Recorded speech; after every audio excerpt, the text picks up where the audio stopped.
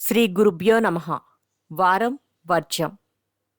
మార్చి 9, 2026 సోమవారం. శ్రీ విశ్వావసు నామ సంవత్సరం ఫాల్గుణ మాసం ఉత్తరాయణం. శిశిర ఋతువు కృష్ణపక్షం. పూర్వభాద్ర కార్తె. షష్ఠి రాత్రి 11 గంటల 28 నిమిషాల వరకు. నక్షత్రం విశాఖ. సాయంత్రం 4 గంటల 12 నిమిషాల వరకు. వర్జం రాత్రి 8 గంటల 41 నిమిషాల నుండి 10 గంటల 29 నిమిషాల వరకు. దుర్ముహూర్తం మధ్యాహ్నం 12 గంటల 43 నిమిషాల నుండి 1 గంట 31 నిమిషాల వరకు. మరలా మధ్యాహ్నం 3 గంటల 6 నిమిషాల నుండి 3 గంటల 54 నిమిషాల వరకు.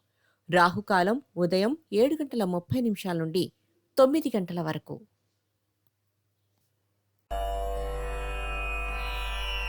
ద్వాదశ రాశులు. మేషరాశి. కుటుంబ వ్యవహారాలు కొంత చికాకు కలిగిస్తాయి. కోర్టు వ్యవహారాలలో వాయిదాలు చోటు చేసుకుంటాయి. వృషభ రాశి.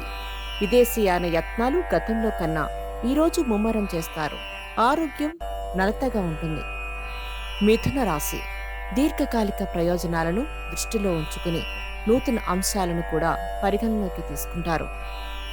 కర్కాటక రాశి. విదేశాలలోని మీ ఆప్తుల నుండి ఊరట కలిగించే వార్తలు వింటారు. ఆర్థికపరమైన సమస్యలు కొంతవరకు తీరుతాయి. సింహరాశి. గృహ విషయాలకు, అతిథి మర్యాదలకు ప్రాముఖ్యం ఇస్తారు. సమాజంలో కీర్తి ప్రతిష్టలు పెంపొందుతాయి. ధనలాభం. కన్యారాశి. సంతాన విద్యా విషయములకు ఎక్కువ ప్రాధాన్యతనిస్తారు. అన్య భాషల యందు ఆసక్తి కలిగి ఉంటారు. తులారాశి. సులువుగా అవుతుందనుకున్న ఒక పని కూడా ఈరోజు వాయిదా పడుతుంది.